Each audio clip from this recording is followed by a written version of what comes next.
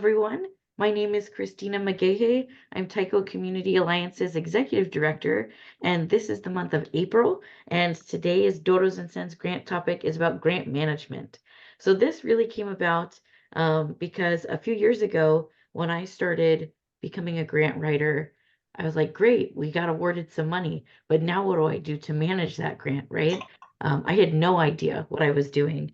And so I came up with a couple of different things and systems to put in place to really help better track those things as they evolve over time. And the more grants you apply for, the more there's a need to have good management in place or good organization in place.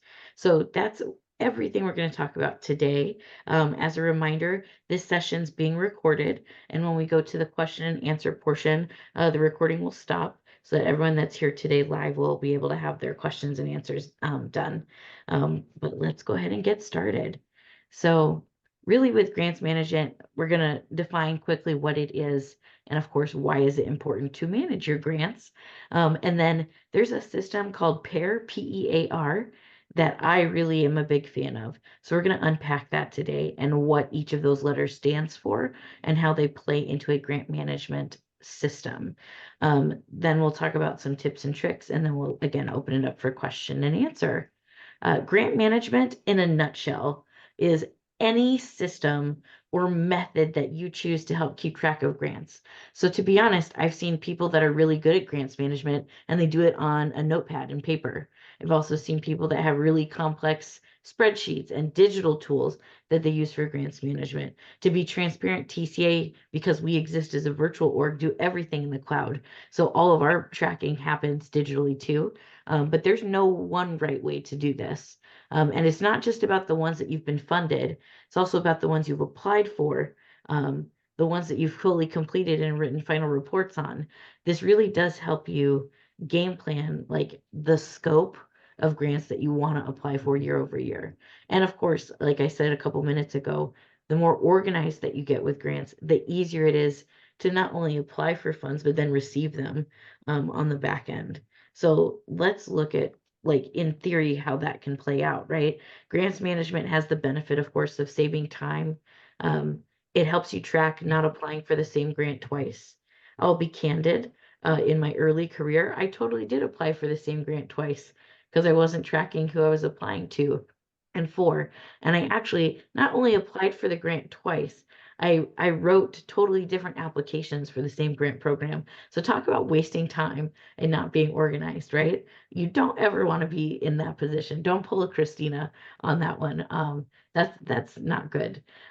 You're also less likely to miss deadlines if you have some type of tracking in place. This is deadlines not just for applications.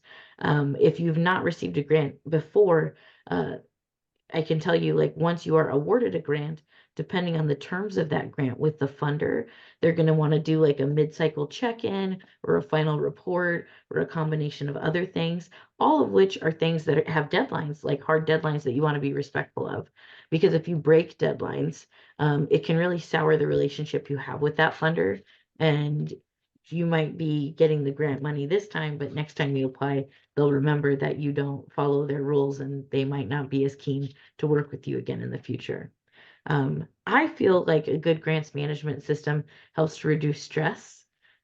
This is also, let's pretend that we're a community Taiko group that has people doing 4 things at once or wearing many hats at the same time, right? So you're not just the grants person, you're the person that's running all the receipts and the expenses and this, that, or the other for your group. Having a grant management system or tracker will help manage those things too, which is really great. It also helps to build confidence that you can apply for more grants and more grants that happen like in parallel or at the same time as one another. And then it helps establish credibility and reliability with your funders, of course. Just like how certain folks get reputations in the community for being very professional or hardworking, like with funders, you get a reputation as well for being easy to work with, very organized, very clear about what you're spending their money on, things like that.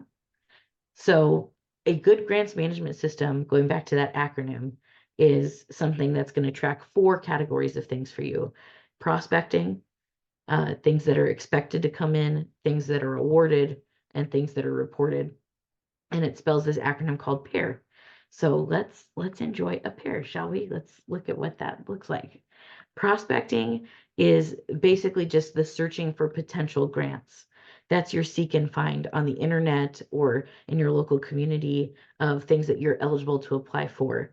There's many different ways to prospect, and that's actually a topic that we'll highlight on its own later this year in Dodos and Cents, is how to apply for or prospect for grants.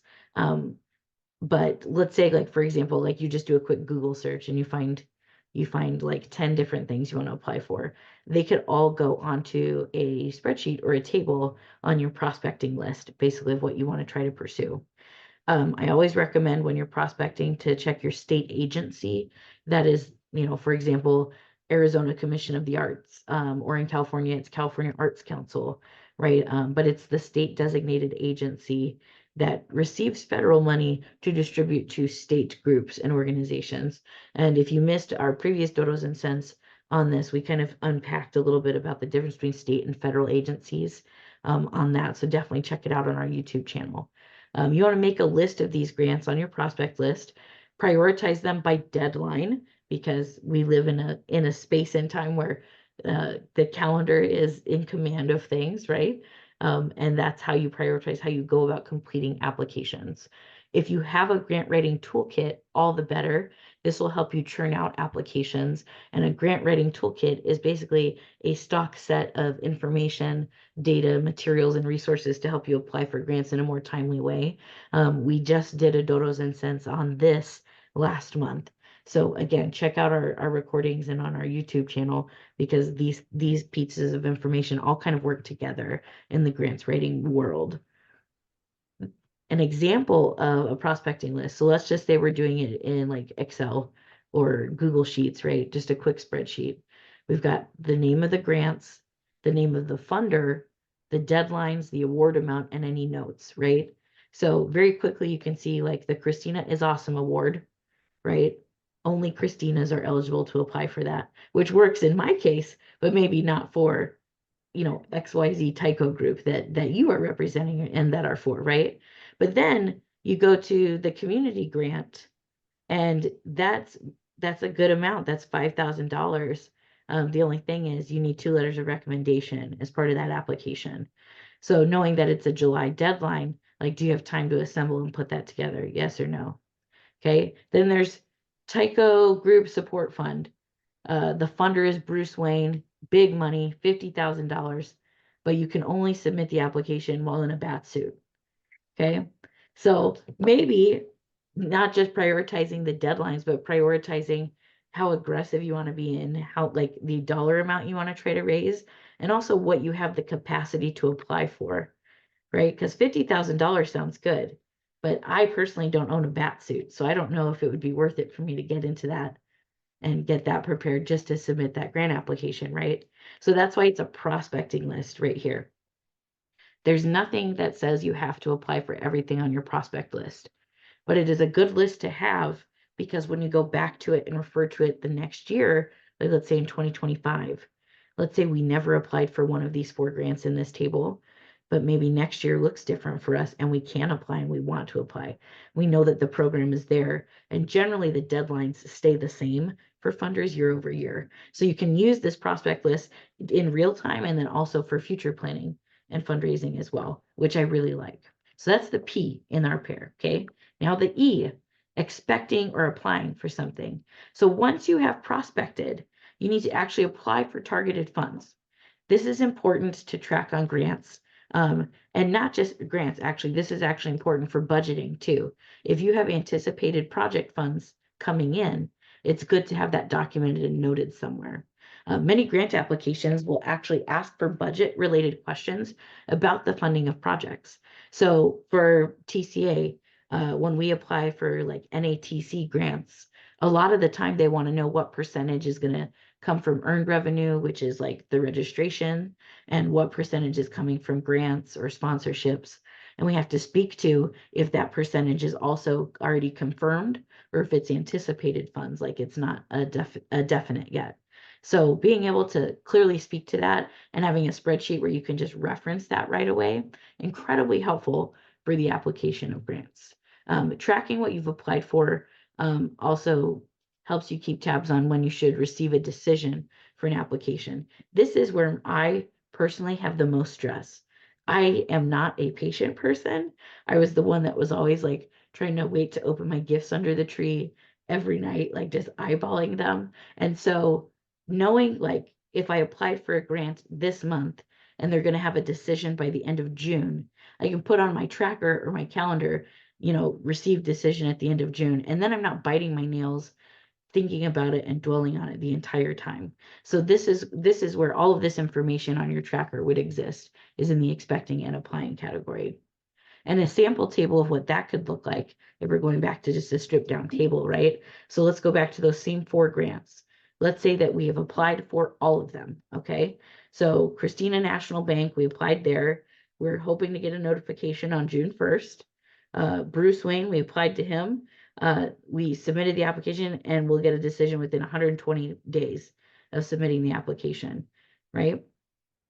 The last one, National Endowment of the Arts Digital Arts Project. By the way, this is actually a real one if you're interested in applying for this grant.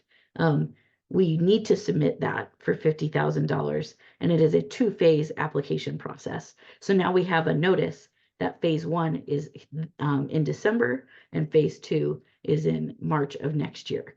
So, these tidbits of information that you can get very quickly from a spreadsheet versus like saving bookmarks and tabs and internet stuff. This is incredibly helpful as a visual aid, I think, in managing how much money you want to try to raise through grants for your Taiko group.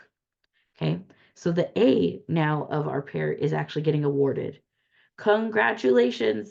You've successfully prospected and applied for something, and now you've been awarded money to support Taiko. Okay, that's awesome. Celebrate that moment, but then you probably immediately jump to a moment of panic where you're like, well, now what do I do? Okay, so it's important to know many things about the grant itself, but the key thing to remember is when the money will be dispersed to you and what paperwork you need to provide to receive your funds.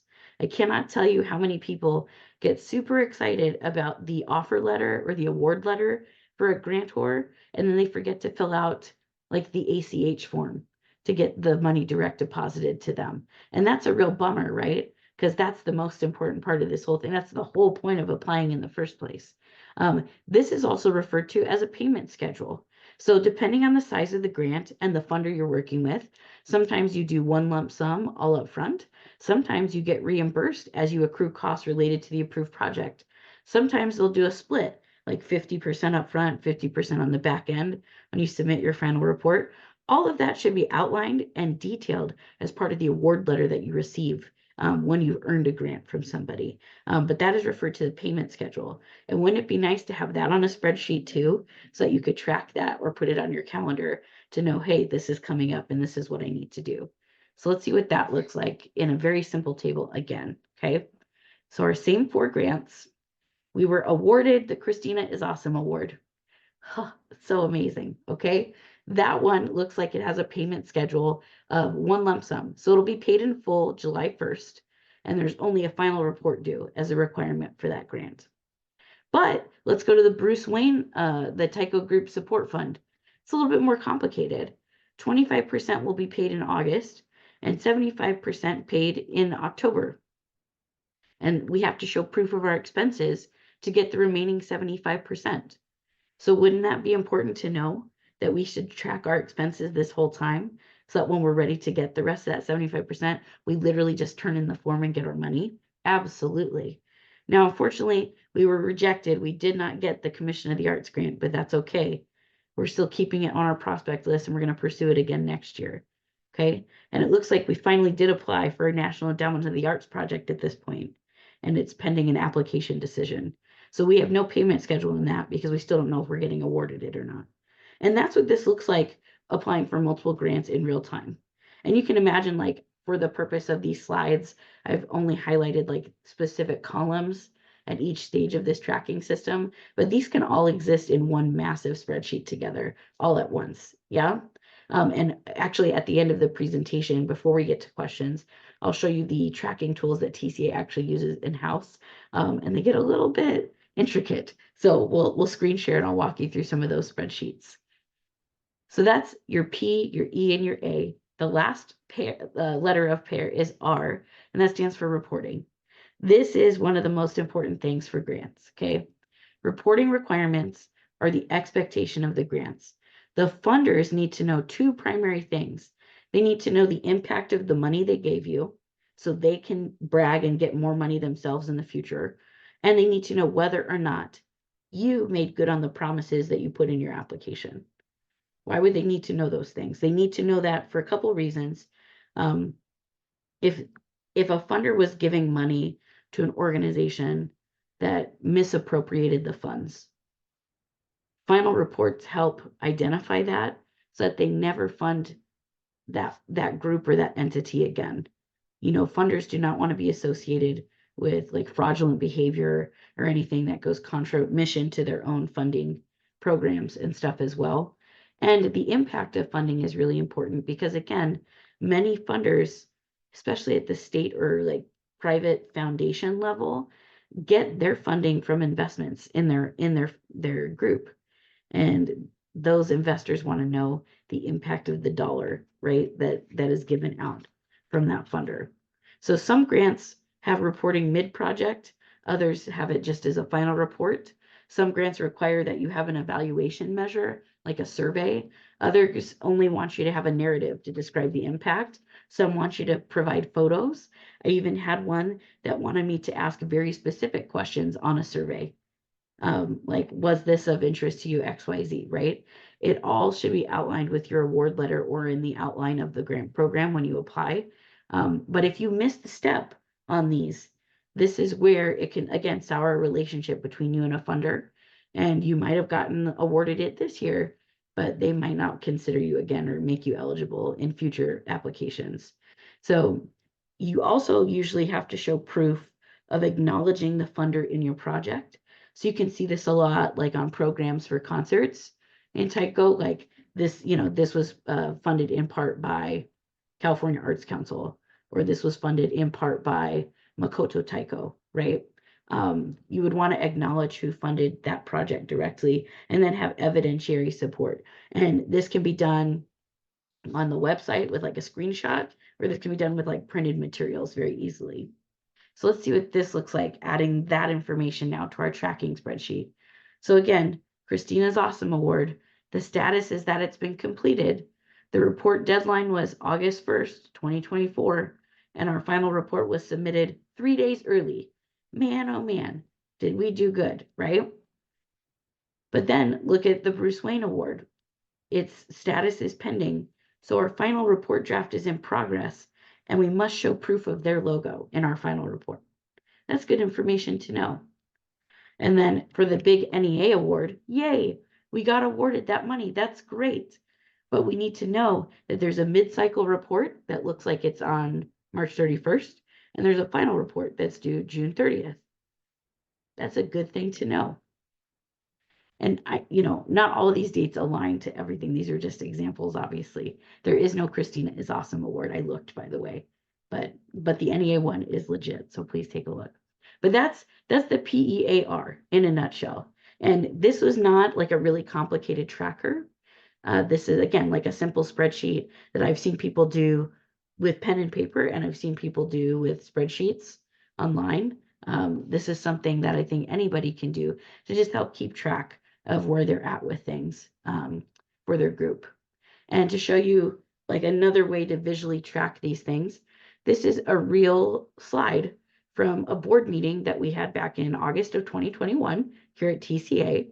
And we call it the development snapshot. So this is what it looked like in August 2021 when we were trying to look at our contributed revenue. So this is anything that was donated, granted, or sponsored to TCA. And the whole left side of this slide, as you can see, is that same bucket category. This is our pair. So this is who we've prospected. This is expecting and applied. This is who was awarded. And this was who, like, for example, if we got rejected from anybody, what that looked like, okay? I'll show you on the other side of the slide too. We had programming income, development income through donations and other activities, and then of course our membership drive for that year. So this is like, you can see very quickly like how that as a visual is very impactful to sort your information out in the pair, right? And you can understand like budget wise too. If you look at, okay, we've applied for XYZ things, we've been awarded this stuff, we didn't get awarded this, like it's incredibly helpful, right? So that's a method to development and fundraising that you can use. And this is just a sample of a way to visualize that as well. The thermometer's just very cool, but you can use any other visual aid to help like convey this to your group. Tips and tricks with grants management systems. So as with anything I say in Doros and Cents, number one is just to take it slow and breathe. Slowly scale into applying for more than one grant at a time if you're not ready. You can start this table with a single grant. You can start grants management with one grant at a time, and it still helps track and keep you organized. And maybe the next year you do two grants at a time, and so on and so forth. Whatever is the pace that you have the capacity to do, that's what you should do. Okay. Number two, create a grant tracking system with tools you already have. Okay. We've talked about all three of these things today: pen and paper, Microsoft Excel, Google Sheets.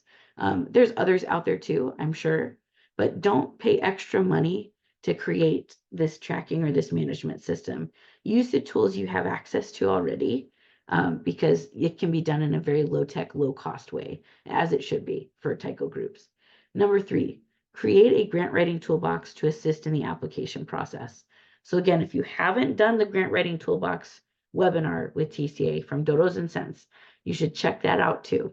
Just like with PAIR, there's different categories of how to build grant applications. And if you have all of that saved in like a central folder or something where you could literally cut and paste into like 80% of your grant applications what you need, it makes it so much faster and easier to apply for multiple grants. Number four, tracking progress even of a rejected application is a win that should be celebrated. Do not be discouraged, okay? Most funders simply do not have the ability to award everybody that applies to them. Even here at TCA, for our TCA grants program, we only have the capacity to fund about a third of the applications we receive every year. So rejections are not necessarily a bad thing, and it might not even be a reflection of a poor application. It's just they had to split hairs at the end of the day, and yours wasn't selected that year. That's okay. You should still thank them for their time and for their decision. You should definitely continue to build a relationship with them and try to apply again the year after. That's what it's all about. Because maybe it takes like 5 or 6 no's before you get a yes, but that's okay. It's part of the grants bubble that we live in. Number five, design a grant management tool that includes the information you find important or need to assist you. Cater it to what you would have as an ideal tracker. So like I told you, I always add to my grants tools when a funding decision is going to be made. That column is not in every grants tracker I've ever seen, but for me, the antsy person that wants to know if we've been awarded or not, I throw that in every grant tracker that I put in there. Maybe there's something else that's important or relevant to you that is going to make its own column in that tracker. That's okay. This is meant to evolve and grow over time to best fit your needs, right? So that's the whole point of these tools. And so this is the end of the slide deck itself. I'm going to stop sharing this for just a moment and jump over to a different tab. Easier said than done. Okay.